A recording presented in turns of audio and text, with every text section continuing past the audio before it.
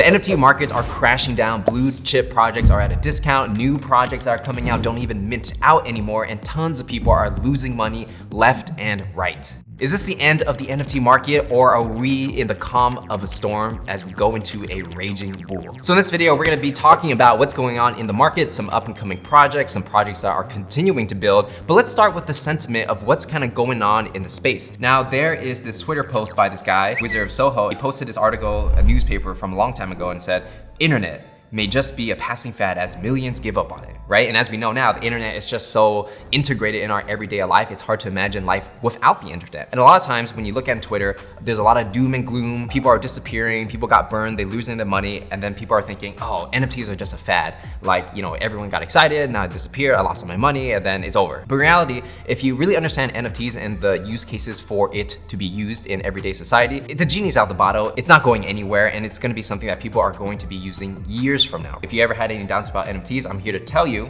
it's not going anywhere. It's just that there are times in the market cycle where things are up, and right now things are down, and it's just up and down, but it's on its way up if you would think about it from, let's say, a 10-year horizon. So if NFTs are so great, why is everything dropping? And I think a couple people that I follow, Bento Boy, shout out to Bento Boy over here, but he said there are way too many rugs, high mints, and bad projects in the space. The market will benefit from a reset pullback. I'm just hoping the bull will return again. So what does this mean? Well, if you kind of notice what happened over the last few months, there have been this meta where, you know, it's all about getting that whitelist, buying the NFT for, you know, the cheapest price you possibly can, and then immediately selling it on OpenSea for double, triple, 5x the price. In a way, a lot of people who kind of figured it out first, they were making a ton of money because they would just flip the NFT, sell it to the beginner, and then the beginner would buy an NFT for 5x the price the next guy got it from, and then they would just lose money because it would just dump after that, and then they can't tell the difference between what is a good project and what's a rug. Why this is it's not that good is because it's like the beginners come in, they lose their money, they don't want to play the game anymore. The people who created the NFT, they are just sucking liquidity out of the market, right? So let's say, you know, a Pixelmon, for example, or any other project that is not of quality and they have no intention to building something long-term. Let's say they raised, you know, $5 million for the NFT project to work on this startup.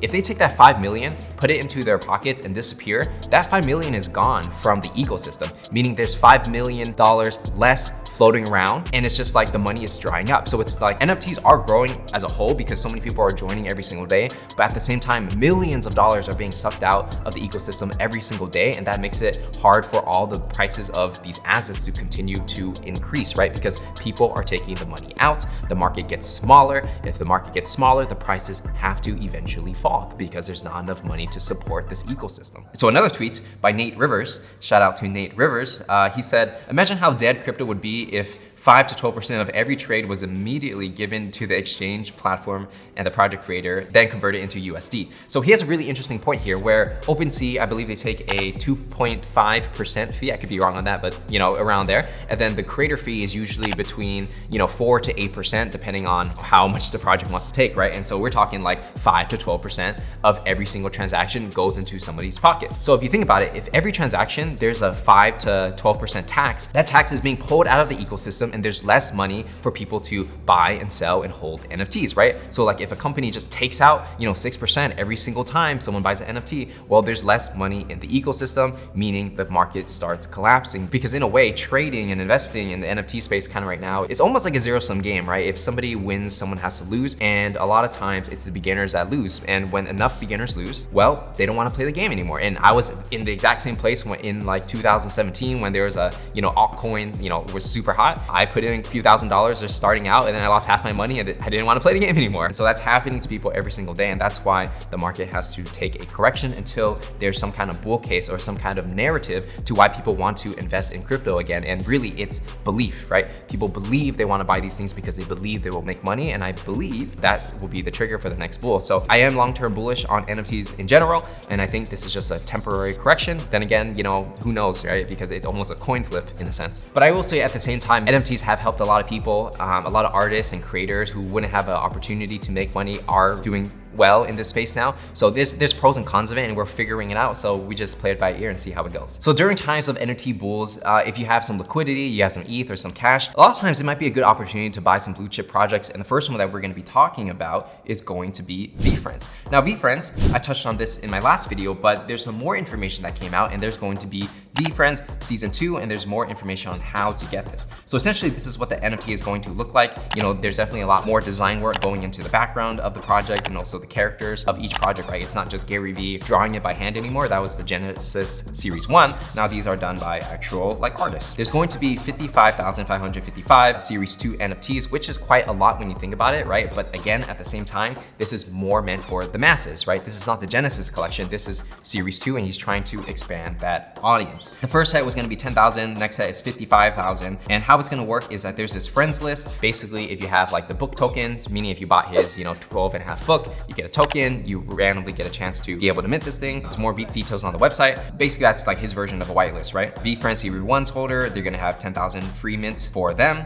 public mint 10,000, and then 15 new characters with total supply of 3,300. So there are a different number of ways to actually get the NFT. So for most people, if you're going to want to get the NFT, you're going to have to get a combination of these tokens that Gary Vee has on tokentrove.com. And how you got them was if you bought the book, every 12 books, you get a token. I have a token myself. And then there's going to be more information on having a combination of these things, burning them, and then getting on the whitelist to actually get that Series 2 NFT. So that's pretty much how most people will have to do it. But yeah, if you want to learn more, just check out, Gary Vee's Twitter and stuff like that, and you can get all the step-by-step information on how this all goes down. And speaking of ImmutableX, the platform that Gary Vee is doing all the token stuff on, this company, ImmutableX, actually just raised $200 million, valuing it at over $2.5 billion. So, when people say like, oh, NFTs are dead. Well, if you look at, smart money, VC money, and people who are investing hundreds of millions, they're pretty dedicated to making this space work, especially when it comes to NFT gaming. So I think in 2022 and moving forward, like gaming is going to be such a big thing, play to earn, like everybody plays video games already, so might as well make money doing it.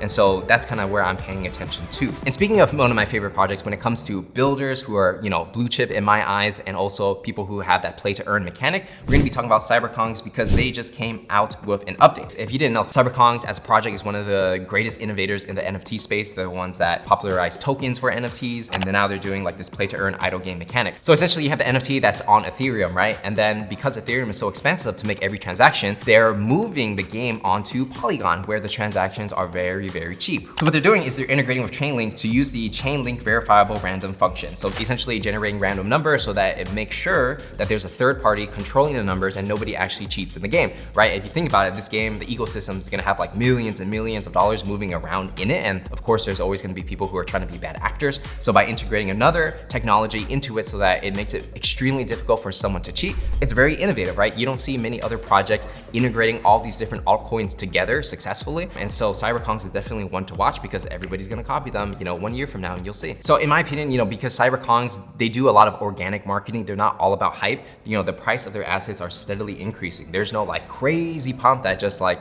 blows them out the water, but at the same time, they steadily increase, right? All right, there have been pumps in the past, but then, they always focus on building. Now, if you look at the opposite example, what I want to do is want to go through a case study real quick on PhantaBear. So a few months ago, I remember PhantaBear was all the rage, right? Everyone's like, oh my God, Asian money, Chinese money, Taiwanese money is buying into this. Jay Chou's, supports this project. And that's all great and stuff, right? But what happens is that the narrative changes really quickly, where people are like, January was like basically just like any other project. And then all this news started coming out and people are like, oh my God, this is the Asian Bored Ape Yacht Club. And so the price pumps all the way to like average price is 7.8. I think the floor was like around 4 ETH, right? So there's a lot of volume going into the project at a very short amount of time. Like if you look at this, it's over the span of literally like 1 or 2 weeks, right? And then from there, the price just drops. And then now it's like, average price is going for, the floor is like, 0.6, right? Which is like pretty much where it started in January. I'm not saying it's a bad project or a good project. My point is that when you're buying into projects that are solely based on hype, especially during a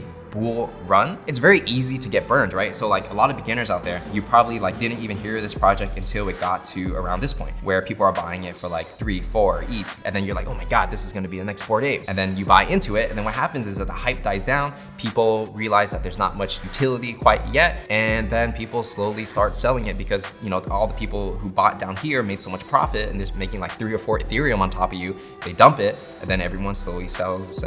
And if you're the one holding the bag, you're gonna hold it all the way down to like 0.6. That pretty much happened to a lot of beginners out there where they buy into the hype. And that's why you want to really focus on looking at projects that can build for the long term if you're more of a long-term investor. But if you're a flipper and you want to buy on hype, then you need to know that you got to enter at like a cheap price. And then when it pumps, understand that it doesn't go up forever, right? It eventually has to go down, especially if it's like artificial hype that just is generated in like 1 or 2 days, then, maybe it's time to sell, right? And so these are the lessons that I definitely learned. I didn't buy PhantaBear, but I can observe from a distance and learn from other people's mistakes. I want to pass that to you guys in case that helps. So another project that I touched on in the previous video, and I want to kind of touch on them again, is Karafuru. So like during the end of the bull run of, just like a couple weeks ago, Karafuru was like one of the hottest projects to come out. At one point it was like a 5 to 6 ETH floor before the review, and now it's 2.2, right? Which is okay because there's a lot of hype and then it goes down and then it kind of settles out. Karafuru, I actually met the founder, and from my understanding, they are actually building something for the long term. So one thing I touched on last time, but I kind of want to emphasize it a little bit more,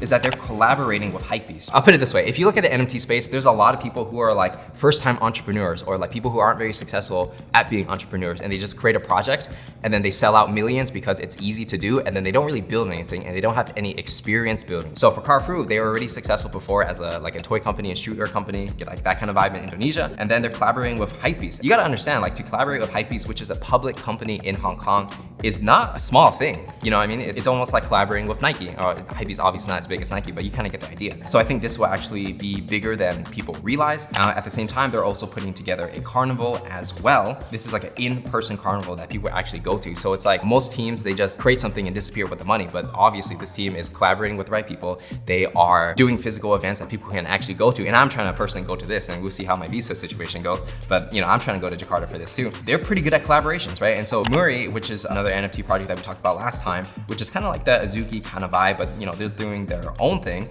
They have a collaboration with Karafuru. So you see that the skin of one of the legendary Karafurus, they're kind of implementing it into this character so that, creates that cross promotion. They have the Muri collaboration, but if you go on OpenSea to see the Karafuru honoraries, they're collaborating with a lot of big Twitter influencers in the space. So this team is really smart when it comes to collaboration, right? And they're getting all the Twitter influencers to talk about them. They're putting the best art they possibly can, and they're constantly innovating in what they do and combining their expertise and putting it into the NFT space. And also, if you think about like streetwear, for example, it was like all about collaborations, right? Why do you think like Supreme collaborates with like Vans, North Face, classic brands and upcoming brands as well? It's because it gets people talking about them. And the more people talk, the more attention you have. The more attention you have, the better chance you have to convert a bystander into a fan. So I'm pretty bullish on Karafuru in general. The price right now is 2.2. I think that's a pretty good entry price, but obviously do your own research. But yeah, I think it's a pretty cool project. So again, if you're new to NFTs, what you really want to be paying attention to is understanding who are the builders in this space, who's actually contributing to the NFT space and not just siphoning money out. So a lot of times, you can make a lot more money just buying into a good project early or buying in when it's a good price and then just holding it, right? You don't have to constantly like day trade and flip every single day to actually make money. If you watch any wallets and you watch these whales, they're not always flipping all the time. Sometimes they're just getting in early, holding something for a long time. Next thing you know, they 5, 10x, and it happened to me, right? Like one of my earliest trades, my second NFT that I ever bought was a cool cat at 1.8 ETH, and then I just held it for like 6 months or something like that, and I sold it for like 11.25 ETH later on, right? And so it's just like when you see the potential in a team, sometimes it's better just to hold than to flip. And of course, if you want to just divide your money into flipping money and holding money, you can also do that as well, different kind of strategies. And if you want to learn more about that, check out my Discord. The Parallax link is in the description. So that said, I'll see you guys in the next one.